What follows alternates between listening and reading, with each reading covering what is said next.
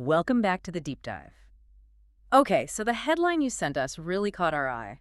Keith Urban cancels show amid divorce drama. Yeah, it's got everything, doesn't it? Celebrity, health, a sudden cancellation, and, well, this massive divorce story happening at the same time. Exactly. It just makes you immediately ask, what's really going on? Is it just bad luck, or is there more to it? Right. And we dug into it. We've got sources covering the medical side, the actual reason for the cancellation, and then all the legal documents, the timelines for the split. It's quite a stack. So our mission today is pretty straightforward. Let's synthesize these two stories. The immediate issue, the laryngitis, and the backdrop, this really drawn-out end to a 19-year marriage. We want to give you the full picture, especially how the timing of the separation lines up or maybe doesn't line up with what was happening publicly. We're not here for the gossip, obviously, but to look at the logistics, the strategy, maybe even the pressure. Was this cancellation just unavoidable medically, or did the scrutiny make it harder? Yeah, was the timing just fuel for the fire? Okay, let's unpack this. First, the cancellation itself. The facts are pretty clear on this part. It was October 16, 2025. The show was in Greenville, South Carolina, part of his High and Alive tour, and it was sudden. Right, and crucially, this wasn't some vague under-the-weather thing. The sources are specific. Acute laryngitis. Which, for a singer, is basically the worst-case scenario, right? Absolutely, and the statement named his doctor, Dr. Gaelyn Garrett, his longtime laryngologist from the Vanderbilt Voice Center. Okay, see, mentioning Vanderbilt, mentioning a specific long-term doctor, that signals this is serious business. Not just calling in sick. This is about protecting his voice, his career. Totally. Complete vocal rest. That's the standard medical advice, Right. And you don't ignore that if you want to keep singing professionally. You could do real damage. And think about the nightmare of canceling a show like that. The venue, the crew, the fans who traveled. Oh, huge headache. Tickets, refunds, rescheduling. It's massive. And doing that when your divorce is headline news, that's just intense pressure. Which makes his public apology kind of notable, I thought. He really focused on the fans. He did. He mentioned all the logistics it takes to get to a concert these days. Said he didn't take them for granted. That's pretty professional considering his personal life was, well, imploding publicly at that exact moment. Yeah. And the good news medically was that it seemed temporary. Dr. Garrett expected him back on stage the very next day in Nashville, October 17th. So a short-term medical crisis. Annoying, disruptive, but manageable. Medically, yes. Right. But here's where it gets really interesting. Why did this two-day health issue blow up so much? The context. That's the key. Because it happened just, 2 weeks after Nicole Kidman officially filed for divorce, September 30th, after 19 years. Exactly. And when you look at the documents, the timeline, it wasn't sudden at all. The public found out around September 29th, but they'd been separated for months. Yeah, get this. The sources say they privately separated and started living apart way back at the beginning of summer 2025. Think about that. Beginning of summer, but their last public appearance together, June 20th, at the FIFA Club World Cup, smiling for the cameras. Wow, so they were already living apart then, hiding it. Seems like it. And just 5 days after that appearance, June 25th, was their 19th anniversary. What happened then? Well, Kidman posted this photo, happy anniversary, baby. Right. Pretty standard celebrity post. But Urban's reply, just a single heart emoji. Ooh, okay. Yeah. Subtle, but maybe a bit distant, especially for an anniversary. It felt like a signal, yeah. Maybe unintentional, maybe not. Then came that radio interview. Oh, right. The walkout, that was July 1st. Yep. Australian radio. They asked him about Nicole's on-screen chemistry with Zac Efron in that movie, A Family Affair. And he just bailed. His team reportedly shut the call down immediately. Just, nope, done.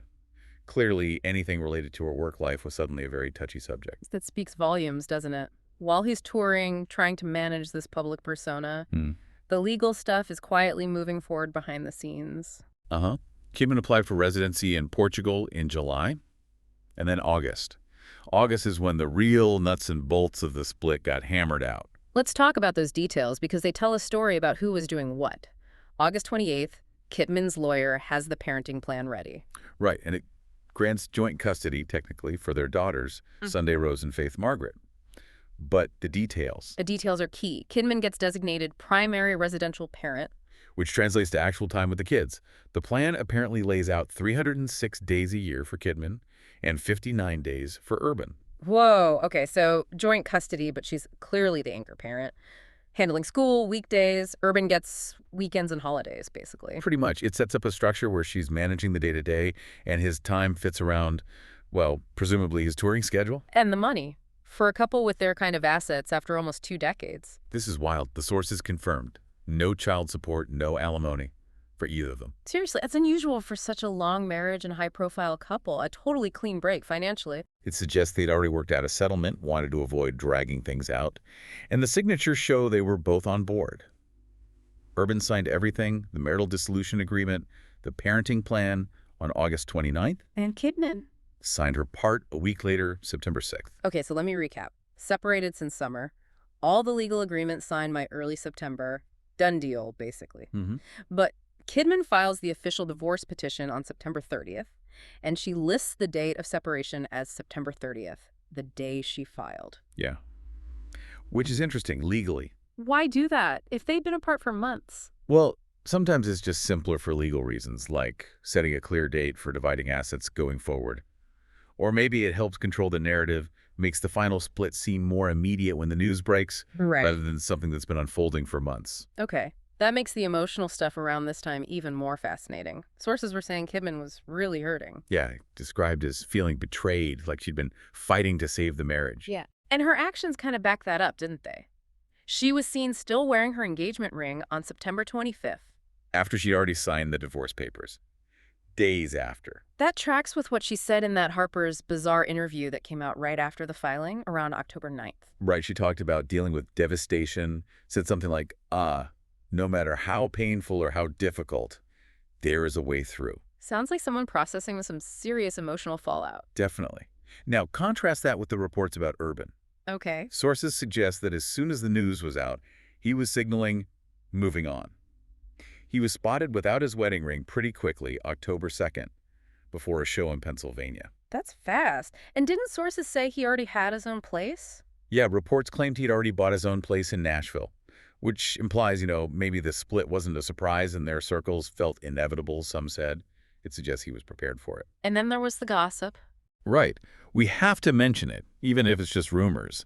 Reports saying things like, all the signs point to Keith being with another woman. Yeah. And that this was all over Nashville. Okay, so we treat that cautiously. It's gossip. But it absolutely fueled the speculation when he canceled that show, didn't it? It fed the narrative. Undeniably. Yeah. And his actions on stage didn't exactly quiet things down, those lyric changes. Oh, man, yes. Let's talk about those. First one was September 27th, just before the divorce news officially broke. The song The Fighter. Which was famously inspired by Kidman, right? That whole call and response thing? Yeah. And the line is, what if I fall? I won't let you fall. I'll be the fighter. But he changed it. He's saying, Maggie, I'll be your guitar player. Maggie Bow, his touring guitarist. Okay. Fans might say that's just standard stage banter, acknowledging a band member. This of them did defend it, yeah. Yeah. Said it was common improvisation. But the timing, singing that line, changing that specific lyric right then, it felt pointed. But the next one was even less subtle. October 4th. His old hit, You'll Think of Me. Classic breakup song. Pretty melancholy. The line is just, take your memories, but you'll think of me. And he changed it to... He belted out, but I bet you think about me. Much more aggressive. Almost defiant. Wow. Okay. So you put it all together, ring off fast, new place, rumors flying, and then these really loaded lyric changes. It paints a picture of someone moving on. Quite publicly, and maybe a bit assertively. It definitely contrasts with Kidman seeming more, heartbroken but resilient. So what does this all mean? Let's bring it back. Our deep dive confirms there was a genuine medical reason for the October 16th cancellation.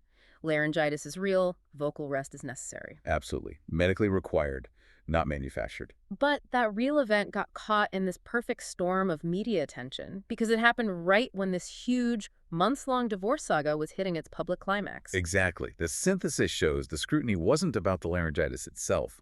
It was about the context.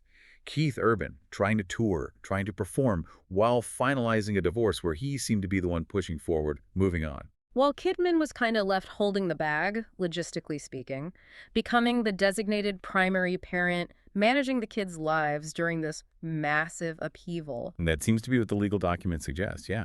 The structure they agreed to. And, thinking about the pressure, those legal documents, the parenting plan specifically, had that clause in it, didn't they? Oh, yeah. Very specific. It said something like, they will not speak badly of each other or the members of the family of the other parent. And also, they will encourage each child to continue to love the other parent and be comfortable in both families. Right. Standard stuff in custody agreements, maybe, but... But given how public they are, given the rumors about him moving on, given him changing lyrics on stage that sound pretty aggressive towards her. Yeah. How much pressure does that specific promise that they both signed put on them now? They're under this insane media microscope. It demands this level of perfect behavior and mutual respect in public, right? When emotions are probably raw and the narratives are already getting messy with lyric changes and gossip. It seems almost impossible to live up to perfectly under that kind of scrutiny, doesn't it? Keeping the legal agreement versus, human emotion playing out on a global stage. That's the tension right there. The cold legal facts versus the hot emotional reality. Well, thank you for digging into all those sources with us. It really connects the dots between a doctor's note and, 19 years of history ending in some very complex legal moves. Hopefully that gives you a clearer picture of the whole situation beyond just the initial headline. Thanks for tuning in. We'll catch you on the next Deep Dive.